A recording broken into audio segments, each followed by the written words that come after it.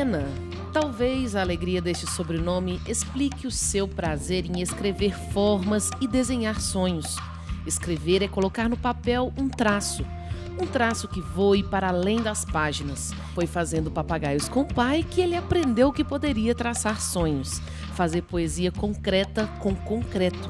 Gustavo Pena tem essa facilidade, ou será sensibilidade. Arquitetar poesia no espaço onde as pessoas vão concretizar seus sonhos, ou escrever sonhos no espaço onde as pessoas vão viver suas próprias poesias. Esse é Gustavo Pena, mais que um arquiteto, um homem que projeta esperanças.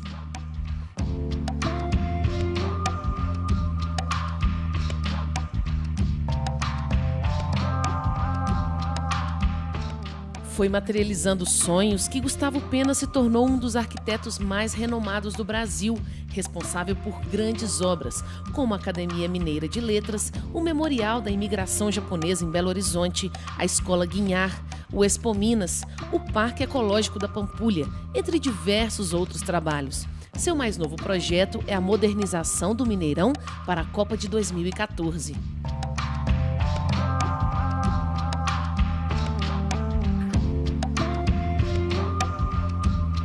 O Mineirão vai passar uma usina de fotovoltaica, de energia elétrica a partir do sol. E vai gerar energia elétrica e vai entregar para a CEMIG. Nascido em Belo Horizonte, neto de poeta e filho de engenheiro, Gustavo Pena defende que a arquitetura é uma fábrica de sonhos, feita de palavras. A poesia ela é a união de imagens, palavras, imagens, pesos, sons. A arquitetura também faz a mesma coisa, é um arranjo proporcional. Qualquer pessoa que sabe fazer um gesto de carinho, sabe fazer arquitetura.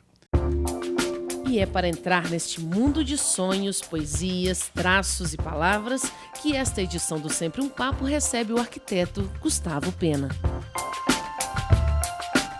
Eu estou aqui no Sempre um Papo, que é uma história muito bem inventada para essa nossa terra, que tem claramente sendo replicada pelo Brasil todo e que é o programa que faz a gente falar assim, com o coração, com o olhar, perto. Então, eu acho que essa é a grande ideia do Afonso, que graças a Deus está vingando, e coisa boa é para durar, não é isso? O Merleau-Ponty nos propõe uma coisa interessante para a gente pensar. Ele propõe que a gente deveria substituir o apesar de por graças a.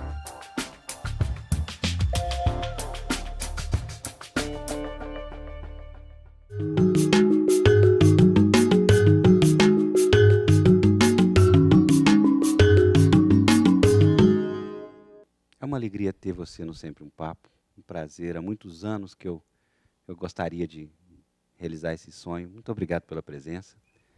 Eu que te agradeço e agradeço a coragem também de trazer um arquiteto que risca, né, paredes, né, num lugar onde se risca palavras. Né? Pois é, Gugu. Arquiteto, mas arquiteto poeta, arquiteto que gosta da palavra, uma pessoa que admira livro e leitura como você, conheço poucas na vida. Eu queria te perguntar, para começar esse bate-papo, o que existe na arquitetura por trás do concreto, parede, forma? O que existe na arquitetura que não se diz? Eu costumo dizer muito que a arquitetura não é feita de concreto, de ferro, de tijolo, de aço. A arquitetura ela é feita de palavra. Aí você vai me dizer, mas peraí, mas o que a palavra faz? A palavra manda a matéria, a palavra conduz a matéria.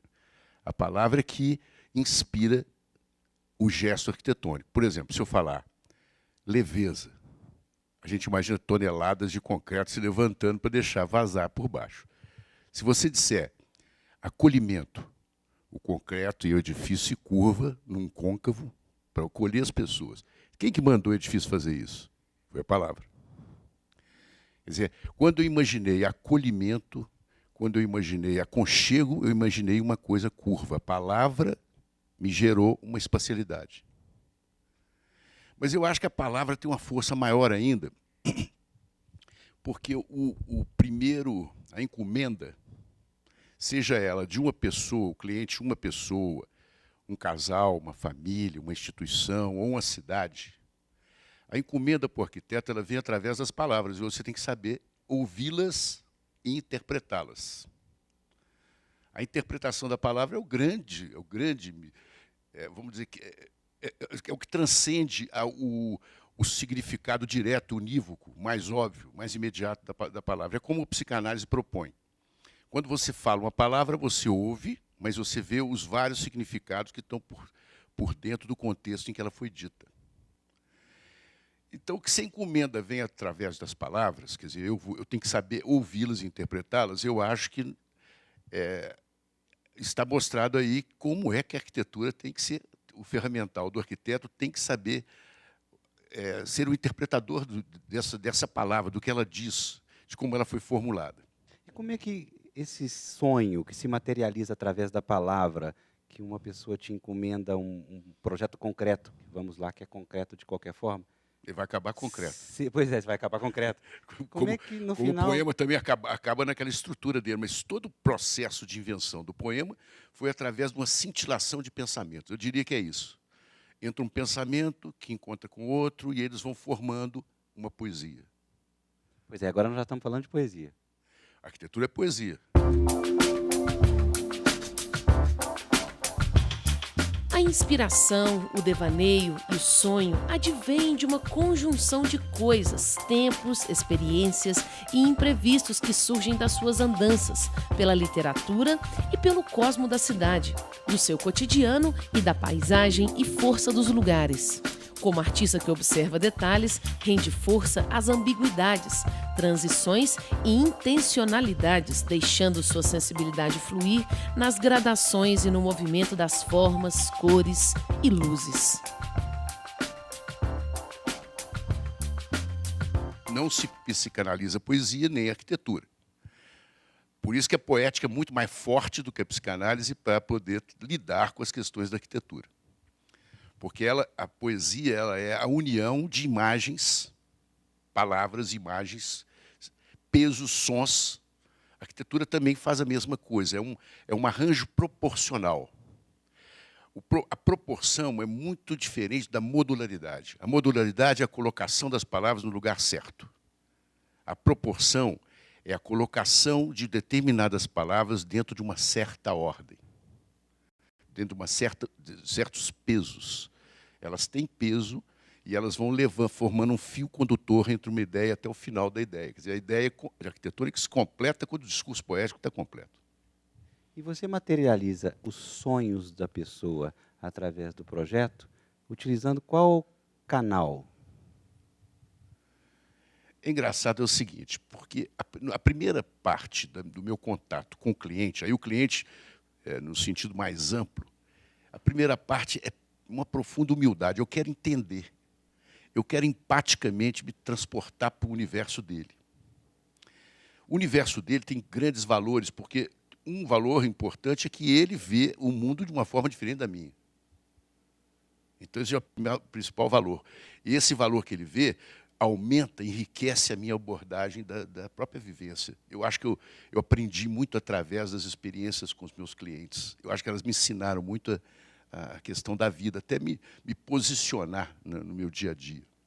Então, a primeira parte de ouvir é muito isso, é respeitar, ouvir e tentar ir colocando em ordem de prioridades o discurso falado, demandado pelo cliente. Eu estou ouvindo o cliente, eu estou ouvindo as palavras que ele não falou também, palavras que ele disse e colocou no programinha, e as palavras que ele falou na hora que eu conversava com ele, que ele falou de outra coisa, de uma água que chegou, o jeito que tratou uma pessoa.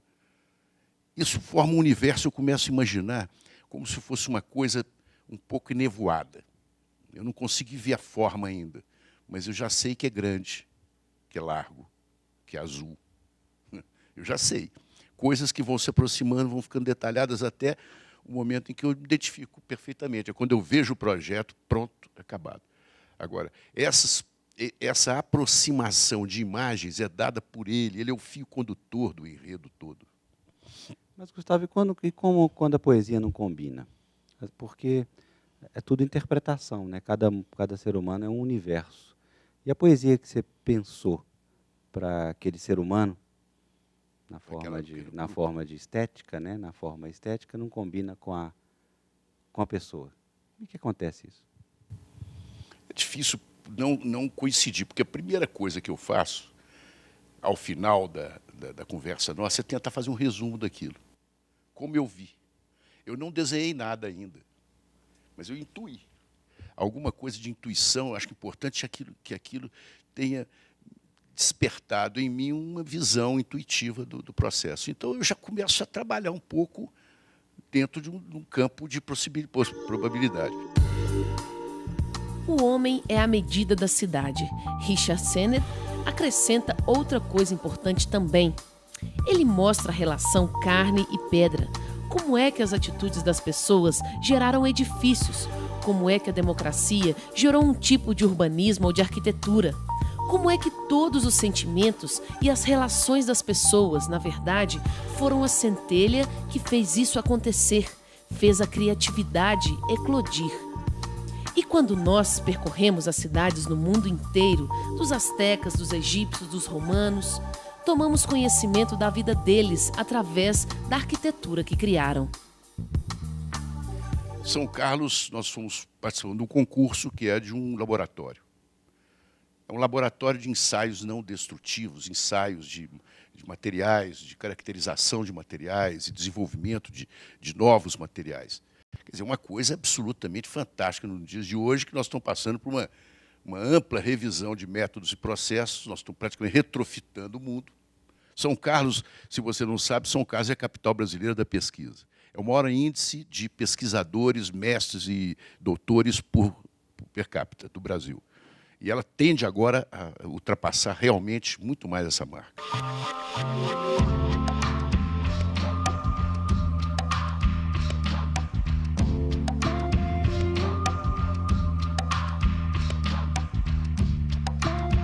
Eu coloquei que o edifício era o edifício de pesquisa e o que move a pesquisa é a curiosidade.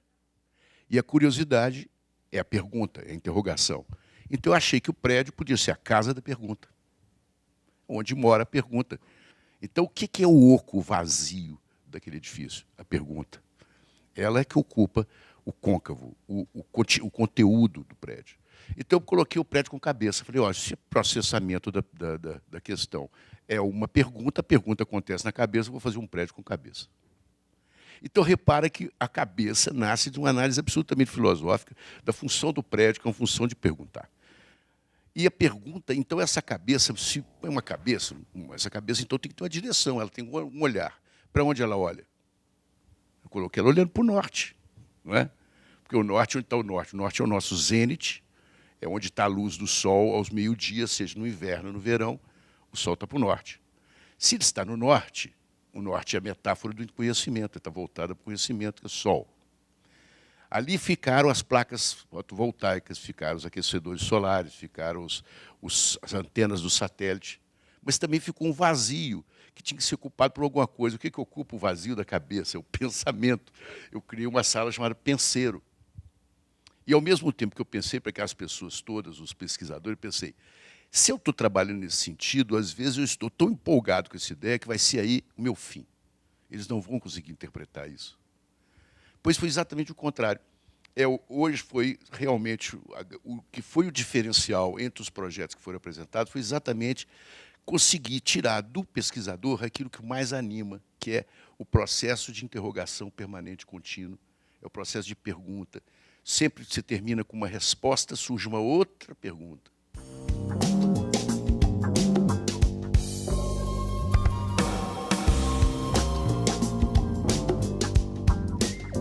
A favela deveria ser colocada na escala da densidade populacional, pensada assim.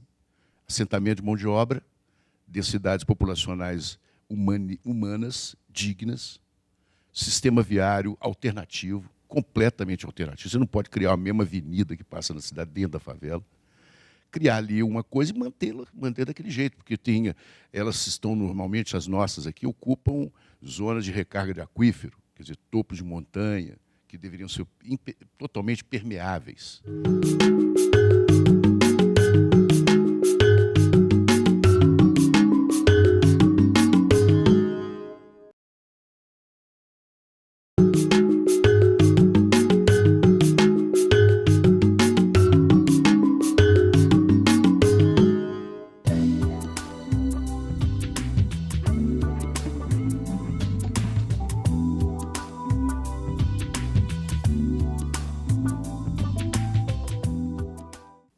Está falando um pouquinho sobre paisagem.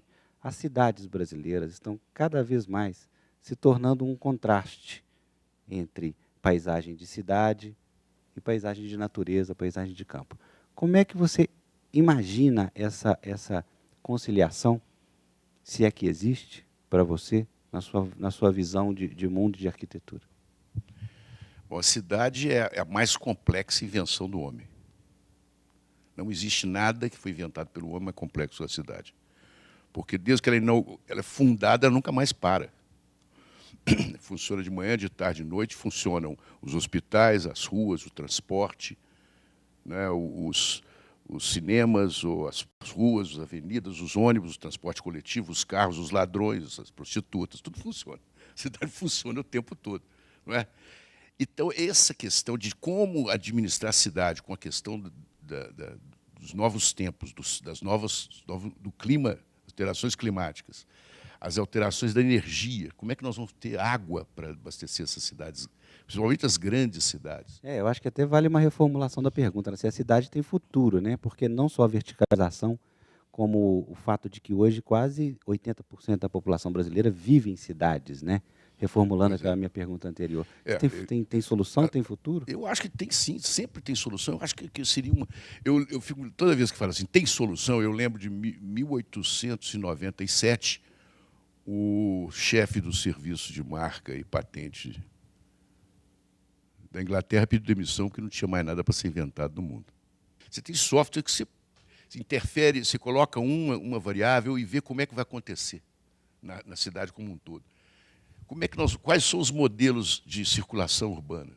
Quais são agora os novos meios de transporte? Quantos são?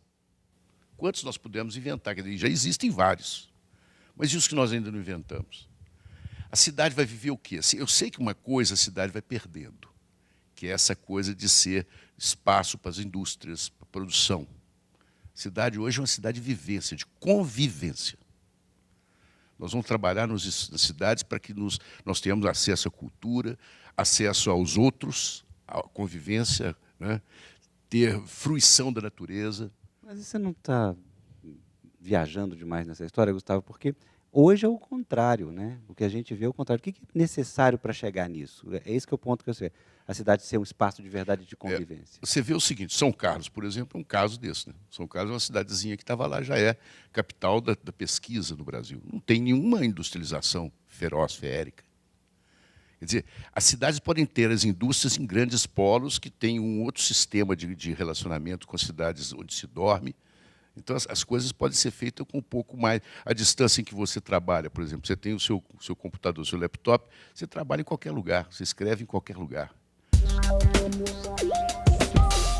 A natureza é a maior inspiradora. A natureza é outra harmonia.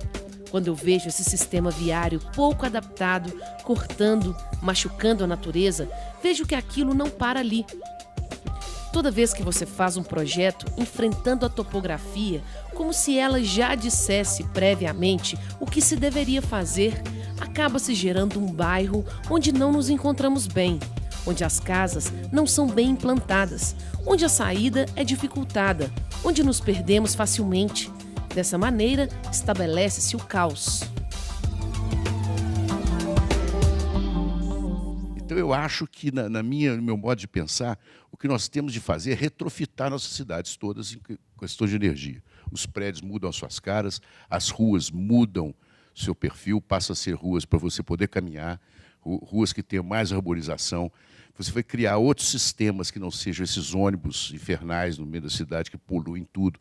Você já vê que as tentativas já estão por aí, né? Já se propõe demolir o Minhocão em São Paulo, vai se demolir uma alça no elevado na avenida, no centro histórico do Rio de Janeiro. As propostas já começam a aparecer, propostas que renovam, que olham a cidade com um outro olhar, não uma base para você fazer todo tipo de corte e intervenção brutalizando a cidade. Mas aí, Gustavo, tem que ter uma coisa filosófica, né? O homem tem que desistir das quatro rodas, né? As quatro rodas já estão em vários lugares do mundo. Eu não acredito que, por exemplo, uma cidade como Paris já não estimula o mesmo tráfego que tem aqui. Não é? Nova York, por exemplo, também não tem o mesmo tráfego daqui. É tudo fora dos eixos externos da cidade de Nova York. Né? São grandes vias, imensas vias, onde você anda de carro, grandes distâncias, não engarrafamento atrás de engarrafamento, porque todo mundo sabe que é uma despesa energética tremenda, né? O reencontro do tempo, dos espaços entre o todo e do fragmento são, na obra do arquiteto, resultado de um processo de criação ritualístico, de um intenso construir, expressar e sentir. Como verdadeira claridade labiríntica, espaços e formas são configurações da realidade, da vida e da subjetivação. Elucidativas do interpretar, as múltiplas perspectivas do tempo e espaço reencontram-se no lugar estelar de sua obra. Eu acredito que na mesma somatória, quanto mais estupidez você fizer, mais estúpida a sociedade. Quanto mais gestos de gentileza você fizer, mais gentil, mais fraternal, mais cordial. São palavras que já saíram um pouco do nosso cotidiano, linguajar. Mais a cidade fica feliz. Eu fico imaginando o tempo que fizeram o Pão de Açúcar, o Corcovado, o tempo que fizeram o Parque Municipal, que está sendo cortado, mas eram tempos mais gentis, né? Valorizavam isso, os grandes bulevares, o convívio da cidade, na escala da cidade. Porque quem estrondou com tudo foi realmente a mudança dos controles, do planejamento. O planejamento foi sendo destituído paulatinamente da importância na coisa pública. Se um dia te fizerem aquela pergunta clássica, como resolver os problemas das favelas nas cidades? Você tem abstração total, porque não é uma coisa concreta. Como é que você resolveria isso? A primeira coisa que eu acho é a seguinte: favela não é problema, favela é solução. Não é?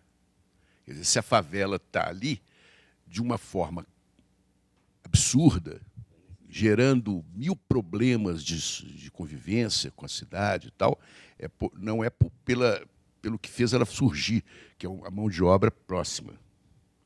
Nem os processos que ocorrem na favela são todos eles absurdos.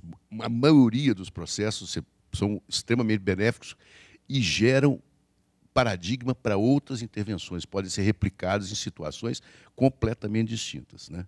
Então, eu acho que a favela deveria ser colocada na escala da densidade populacional, pensada assim: assentamento de mão de obra, densidades populacionais humanas, dignas, sistema viário alternativo, completamente alternativo. Você não pode criar a mesma avenida que passa na cidade dentro da favela.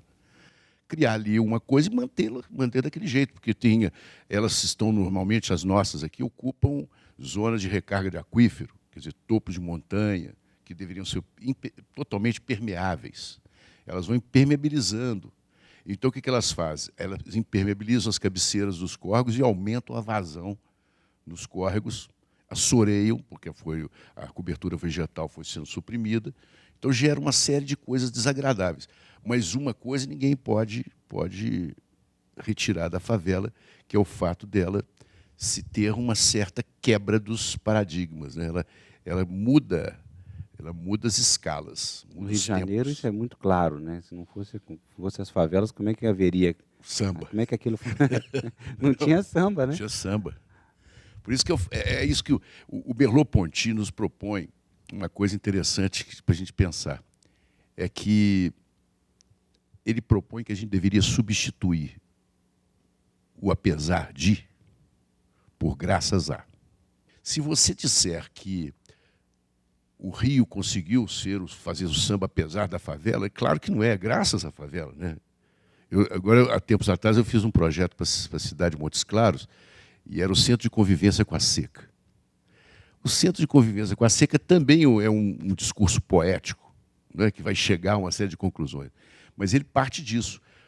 A convivência com a seca, ela está elevando a categoria de arte e de expressão popular, não aquilo que, apesar da seca do semiárido aconteceu, é aquilo que, graças àquelas condições tão adversas de habitabilidade, foram surgindo no coração das pessoas que amam aquilo. Carne de sol,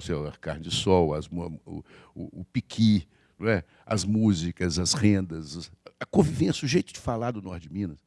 Quer dizer, é maravilhoso. Então, isso é muito mais rico do que se você uniformizar todas as pessoas e elas serem todas muito elegantes e paulistanas elegantes e se acham.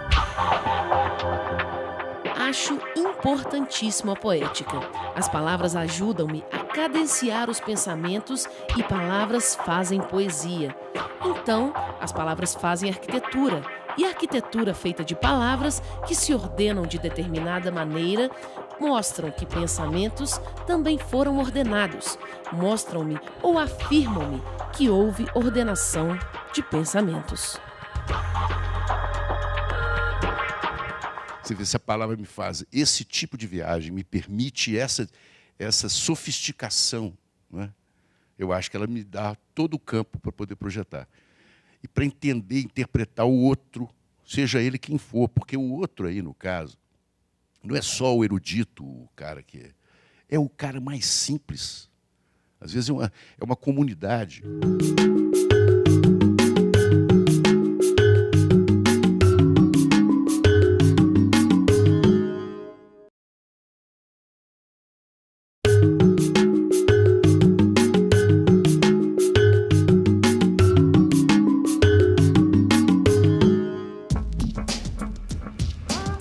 Hoje tenho mais prazer em trabalhar. Se acho interessante uma parede, um ângulo, vou ficando naquilo ali. E mais, hoje eu desenho horas, sempre de modo diferente. Isso é uma fonte boa. A arquitetura não é limitadora, muito pelo contrário. Ela é tanta coisa que eu até perco o fôlego. A minha valorização assim, é sempre o entusiasmo de poder colocar no meu trabalho uma coisa tão essencial e genuína como é gente que está ali. Gente em estado natural, estado bruto, olho d'água, né?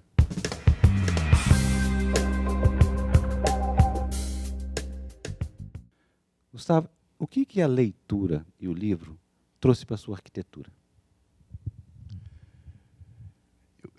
Eu acho assim que o período meu inicial de arquitetura foi lendo muito os grandes autores da própria arquitetura, né? O que falava aí o Oscar Niemeyer, o Lúcio Costa, o que falavam o Le Corbusier, Louis Kahn, o Argan, os grandes conceituadores.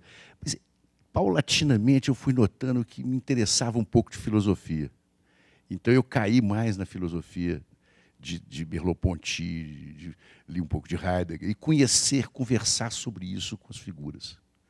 Esse tipo de trabalho, Bachelard, né, e aí começam os outros que inspiram, vão me levando para a poesia. Aí eu vou achando muito interessante esse caminho de sair de um livro de arquitetura, de autores absolutamente arquitetos e urbanistas, com conceito, não é um livro somente técnico, mas é um livro que havia conceito, processo, para cair numa questão absolutamente abstrata, intuitiva, que é a poesia.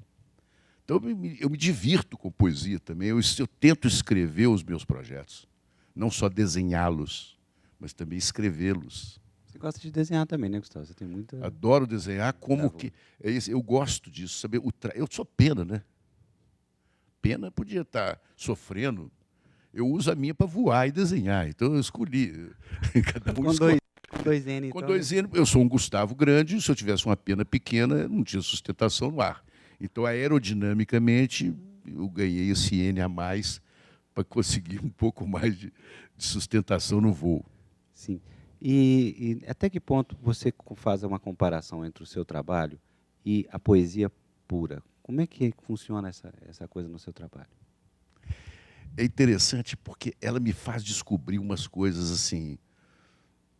O processo é... Cada um tem um processo de criação. Esse negócio de discutir... É aquela velha história, não se ensina arquitetura, mas tem gente aprendendo, né? O processo não se ensina um processo criativo, mas cada um tem o seu. E eu acho que a gente descobre esse processo por uma série de interpretações e de simbolizar. Eu lembro de uma coisa assim, muito cara, que a análise me trouxe uma vez, é que eu perdi meu pai.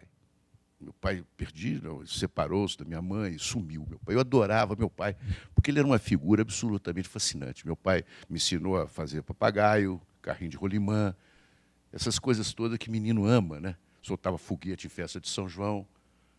Meu pai era uma figura engraçadíssima, uma gargalhada ótima e tal. De repente, as questões da vida me afastaram dele e ele sumiu. Eu ficava tentando achar meu pai. E o que eu gostava mais de fazer era soltar papagaio. Adorava, porque eu fazia muito bem. Pegava uma taquara, tinha um canivetinho especial para isso, descobria a taquara boa, que tinha um amarelo na parte da casca, e afiava bem, via se ela estava vergando bem, amarrava, fazia uns papagaios maravilhosos, de 4 cores, 5 cores, bambolim de toda cor. E era isso que eu adorava. E eu gostava de soltar o papagaio o dia inteiro. Estava muito péssimo na escola, né? Fase horrível. Então, a coisa que mais me divertia era isso, soltar o papagaio, que é uma coisa contemplativa, né? Você solta um papagaio no céu, fica vendo ele contra a nuvem. Qualquer uma pessoa que fizer isso hoje em dia vai ter um prazer enorme, porque é uma das coisas mais deliciosas do mundo. Você se transporta para ele e tal. Mas eu tinha uma peculiaridade, eu deixava ele à noite no céu.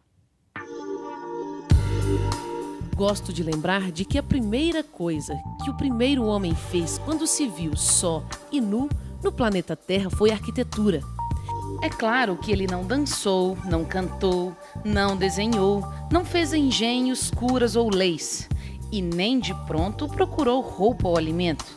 Ele tentou encontrar um lugar no mundo que o coubesse no seu tamanho e nos seus sentidos.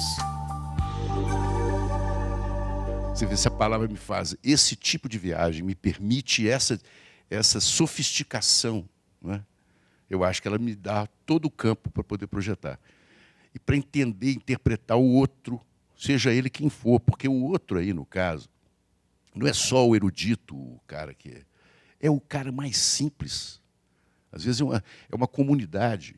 Você lida com o que é mais caro às pessoas, porque independente do nome ser arquitetura, ou o nome ser poesia, ou o nome ser construção ou prédio, você lida com a casa das pessoas. Então, a cada situação que te colocam para fazer um determinado projeto, seja um sindicato, seja um Mineirão, é a casa das pessoas. Então, tem ali uma sabedoria no arquiteto que deveria ser distribuída entre todos os segmentos da sociedade, né? Sempre presente em todas as áreas. Eu acho que é aquela coisa que nós falamos, né? Arquitetura não se ensina e tal. Mas eu acho que se tiver, qualquer pessoa que sabe fazer um gesto de carinho, sabe fazer arquitetura. Porque a arquitetura, ela é você saindo de dentro de você na direção do outro. Não é? Eu não estou realizando o meu desejo, pelo menos não deveria, né? Porque em alguns casos, arquitetos que só fazem aquilo que eles sentem. Mas, mesmo assim, é na direção do outro. Eu procuro ser... Eu tenho que acreditar no que eu estou fazendo. Eu não posso imaginar que aquilo seja uma coisa postiça, mal interpretada. Eu acho que isso é um defeito do projeto. Eu quero questionar muito para ver se eu estou no caminho correto. O homem, no plano, ele está confortavelmente, egoisticamente realizado. Então, nos 2 dimensões, plano, né? Ele está bidimensional, ele está confortável. Para o lado, nessa 3ª dimensão. Quer dizer, o lado é o outro. A 3ª dimensão, em arquitetura, nasce com o outro que está ao seu lado. Então, forma o espaço. Não é isso?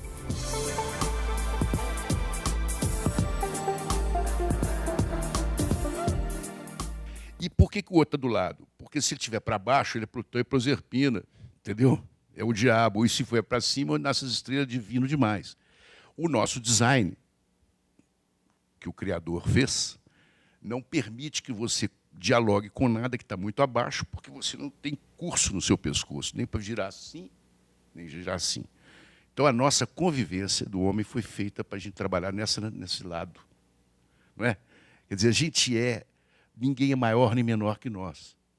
Nós temos que conviver lateralmente, por isso nós estamos sentados conversando aqui, face a face, porque é assim que nós vamos conviver. É assim que é melhor conviver. não é? Então, o Aristóteles, quer dizer, é uma coisa, a visão aristotélica, ela está lá escrita, é um grego, né? Pensando absolutamente contemporâneo. Esse tipo de pensamento viaja no tempo, inspirando várias pessoas a trabalharem de uma forma correta. Então, eu acho que a casa, por exemplo, é um haikai. Uma casa, já que ele é a célula menor da convivência do homem. O homem, a primeira coisa que o homem fez no planeta, o horda primitiva, o homem mais... Né, o primeiro homem pelado no planeta, o que ele fez? Ele procurou um lugar. Ele não procurou comida, porque se ele não tivesse um lugar, como é que ele comia? Para levar para onde? Ele não procurou dançar, nem fazer pintura. Ele procurou o lugar. Ele olhou, interpretou o universo que estava em volta dele de acordo com a sua corporeidade, com o seu tamanho. Ele não é um bicho, então não caberia em buraco de tatu. E nem imenso, um mamute, porque ele teria que entrar num grande buraco. Ele procurou um tamanho dele. O que nós fazemos hoje, até hoje? A mesma coisa. Nós agregamos cultura, técnica, literatura, todo tipo de sensibilidade. Nós somos mais livres para sonhar e pensar. Conhecemos talvez um pouco mais de nós mesmos, mas a gente faz a gênese, volta à gênese do problema, que é procurar um lugar no mundo. E ali vi pedra, vi madeira, senti cheiros. Então, na realidade, é importante que se descreva um conceito que monta o que tem de mais sofisticado, de mais especial, de mais delicado, sutil talvez. É esse conceito que forma a materialidade. Gosto dos silêncios, templos de silêncios, escadas que são rápidas, escadas que são lentas, terraços que são absolutamente calmos e outros que propõem uma agitação muito grande. Acho que em arquitetura, quanto mais aspectos são considerados, mais soluções são descobertas. Por isso que é tão indecente um sujeito sem casa. Né? Porque um cara sem casa é um cara sem lugar na Terra. Quer dizer, ele vive num planeta, né, onde ele não tem lugar. É estranho. Quer dizer, agora tenta, como metáfora, o lugar é em outros lugares. É o lugar de viver, o lugar de falar, o lugar de se expressar. Volta à arquitetura, como é que ela está sempre? A arquitetura e o lugar dos meus sonhos. Essas metáforas da arquitetura, assim, janelas. Janelas. Você foi uma janela para esse lado, né? Você foi uma escada para você, a porta para a sua caminhada. Quer dizer, eu utilizo coisas, elementos da arquitetura para colocar em posições completamente diferentes. Nós somos até hoje fazedor de porta, janela, teto, piso, escada. Talvez um elevador que veio para mexer com isso aí, mas... Sem falar naquela palavra maravilhosa que chama reforma. É. Que depois que termina a casa, vamos reformar. Porque aí o território, a casa é o haikai, e a casa não é uma resposta, a casa é uma outra pergunta.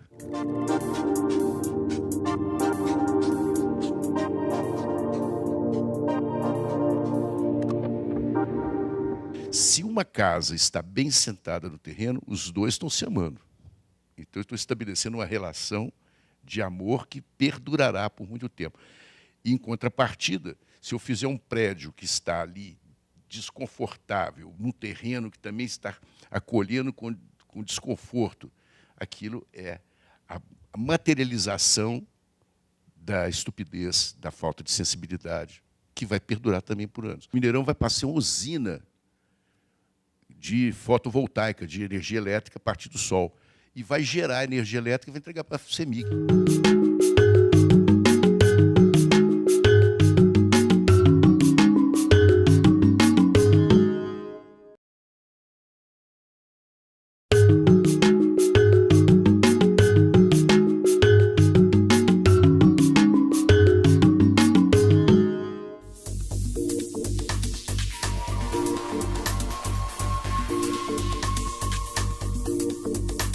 A sua arquitetura é marcada pela questão da leveza. Como é que você teve essa sacada de elevar grandes blocos de concreto por transparências?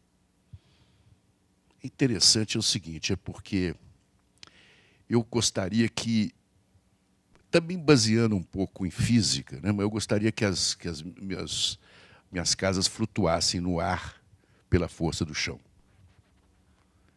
Existe uma brincadeira que é o seguinte, a toda ação corresponde a uma reação igual ao contrário, não é isso?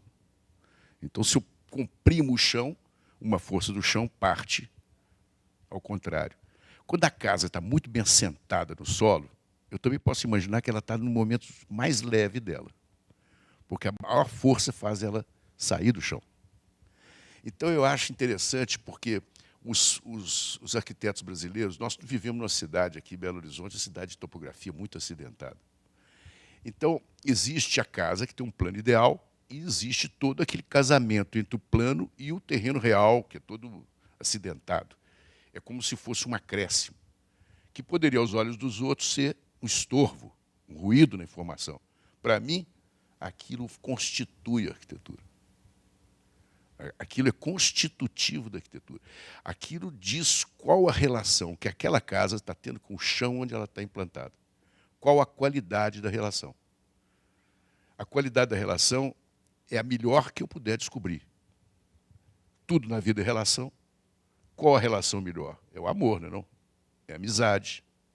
Então, eu acho que, se uma casa está bem sentada no terreno, os dois estão se amando. Então, eu estou estabelecendo uma relação de amor que perdurará por muito tempo. E, em contrapartida, se eu fizer um prédio que está ali desconfortável, num terreno que também está acolhendo com desconforto, aquilo é a materialização da estupidez, da falta de sensibilidade, que vai perdurar também por anos. Gustavo, quais foram as 3 principais ideias que você teve em cima desse projeto do Mineirão? Eu não diria que tem 3, são várias, que podem ser concentradas numa: respeito. Aí eu vou te falar que, a partir do respeito a quê? Aí eu posso dizer que são 3, e depois vamos ver se tem mais. O primeiro respeito, eu acho que é ao que existia, ao projeto do Eduardo Mendes Guimarães, do Gaspar Garreto, que é o Mineirão. O Mineirão já é querido por todos nós, é um ícone da arquitetura mineira e brasileira. Então, ele não poderia ser deturpado, ele não poderia ir lá fazer algum arremedo, alguma mutilação naquela forma. Ele tem que estar absolutamente mantido. Então, é o respeito ao preexistente, que é a própria Pampulha, com o circuito Oscar Niemeyer, o nosso grande lugar de turismo, né? nosso orgulho, o cartão postal de Belo Horizonte. Isso é respeito. Então, o que nós fizemos não é nem para incomodar a Pampulha, nem para incomodar o Mineirão. São lajes horizontais que não disputam com a verticalidade dos pórticos e que formam uma espécie de plataforma, de esplanada, onde aquele grande elemento lá arquitetônico fica implantado. O objetivo desse trabalho foi dar facilidade de escoamento, porque nós tínhamos problemas de segurança e de visibilidade muito graves dentro do Mineirão, que não habilitariam para as grandes competições internacionais.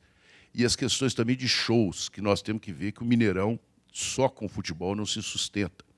Então, teria que equipá-lo com várias coisas que são extensões da função imediata de estádio de futebol. Depois, nós fizemos outro respeito. Respeito a meio ambiente, e a ecologia e a sustentabilidade. Então, nesse sentido, nós trabalhamos com tudo que há de mais contemporâneo em aproveitamento da água de chuva, diminuição dos gastos energéticos com iluminação, área de permeabilidade de solo, também essa eficiência nos fluxos, estímulo ao uso de bicicletas. Quer dizer, nós fizemos aí mais de 40 itens, que são itens no sentido da sustentabilidade, para fazer com que ele gere energia. O Mineirão vai passar uma usina de fotovoltaica, de energia elétrica a partir do sol. E vai gerar energia elétrica e vai entregar para a CEMIG. A CEMIG vai contabilizar aquilo e, no dia do jogo, vai gastar a sua margem que tinha lá na sua reserva. Quer dizer, é um estádio que tem responsabilidade comprometida. Um terceiro respeito, eu diria que é também a questão da família, do legado, do pós-Copa. na direção de quem foi feito o estádio. Né? Foi feito o estádio não da torcida organizada. Ele foi feito para todos os jogadores, todos os torcedores, né, terem segurança de assistir o jogo. Nós estamos fazendo com que o estádio seja completamente esvaziado em 8 minutos. Então, esse jeito de projetar é um jeito que visa o homem, a família, e um instrumento para que a cidade possa receber grandes shows e para que esses shows possam ser fruídos por essa gente toda. O que você acha de levar seus projetos brasileiros para o exterior? Eu acho interessante o seguinte, é que o Brasil, ultimamente, até pelas questões da geopolítica, né, da economia mundial, o Brasil ganhou uma importância muito grande. Então, ganhou uma posição que jamais teve. É curioso, a curiosidade muito grande a respeito desse Brasil. Porque nós somos aqui, engraçado, quando a gente roda o planeta Terra assim, pelo Equador, você vê que para baixo do Equador tem muito pouca coisa. Né? É a ponta da América do Sul, a Austrália, a ponta da África, não é a mais larga, né? A Austrália, Nova Zelândia, e depois você vai ver ilhas. Quer dizer, 2/3 da área e dos voos e dos relacionamentos culturais e de tudo está acontecendo sempre no hemisfério norte. E, de repente, esse Brasil começa a falar de outras coisas além de samba, bunda e praia. Não é isso? Então, eu acho que, nesse momento, a arquitetura brasileira aparece, e o Oscar Niemeyer era a única coisa que o pessoal conhecia do Brasil. Mas agora nós já tivemos o prêmio Pritzker, que é o Paulo Mendes da Rocha. E essa curiosidade é crescente. Então, a Bienal é um dos eventos internacionais de arquitetura em que tem brasileiros participando. Já agora são muito maiores. E nas publicações também em revistas internacionais. Então, a gente espera que isso cresça. Sendo mineiro, sendo arquiteto de Minas Gerais, assimilo ideias de gente daqui, ensinamentos que vêm das nossas essências culturais. Guimarães Rosa, que era conciso, Carlos Drummond de Andrade, que dizia que escrever era cortar palavras. A própria questão do homem, do sertão mineiro que fala pouco.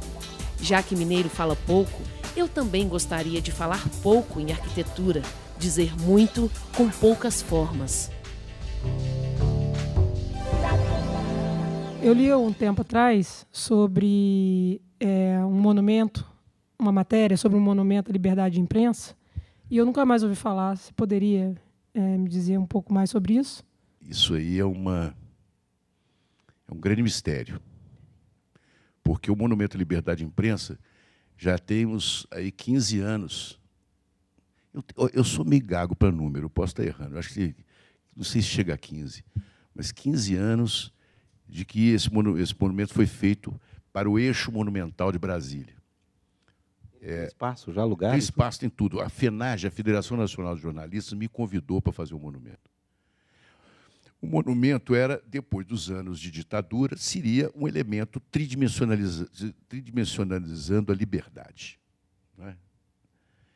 O que significa isso? Ele seria um espaço de convergência dos jornalistas para debater questões advindas à imprensa, as coisas da imprensa.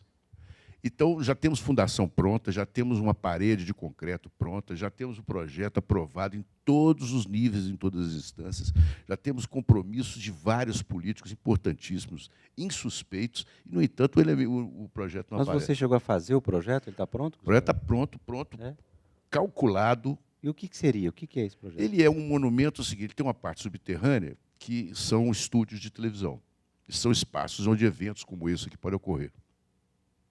São 3 espaços que formam um espaço único, maior, com o primeiro jornal Correio Brasiliense, que é o primeiro jornal que foi editado no Brasil, inclusive no exílio, né? Ele foi editado em Londres. E vai estar o facsímile dele lá. Então, é um espaço de reverência à questão da liberdade de imprensa. E eu falo sempre, a liberdade de imprensa não é a liberdade que o jornalista tem de falar aquilo que ele quer. Não, eu acho que a liberdade de imprensa é maior. É o direito que qualquer cidadão tem de ter acesso à notícia, à informação e ter direito à opinião.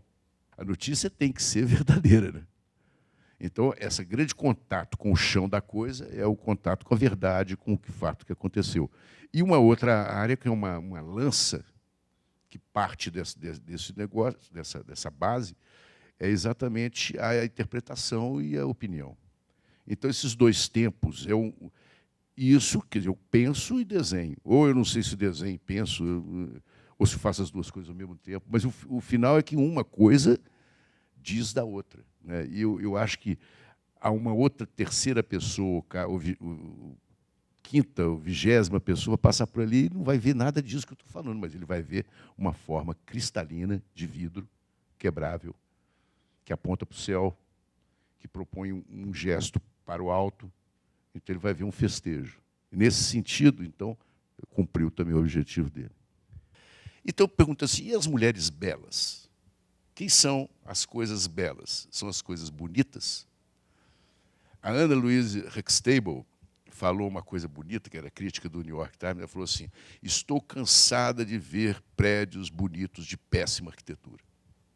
E vocês estão cansados de ver prédios bonitos de péssima arquitetura, aqueles espelhados horrendos, né? Que se acham bonitos, ficam ali.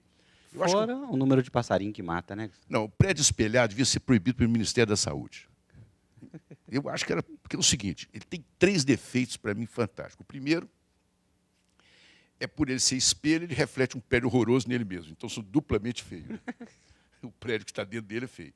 Segundo questão é a escala. Ele rouba de você a escala, porque você não sabe qual que é o tamanho do andar, porque, como ele é todo espelhado, ele te escamoteia essa Esconde.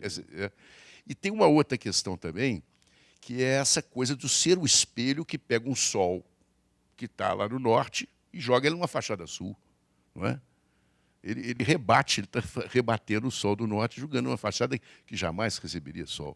Para que serve a arquitetura? Não é uma coisa totalmente desútil também. Artes plásticas, para que serve? Para que serve uma pessoa cantar, tocar um violão? Objetivamente não significa nada, não se presta para nada. Ela tem a função de se tornar o homem maior. Melhor quem promete é a medicina e a religião.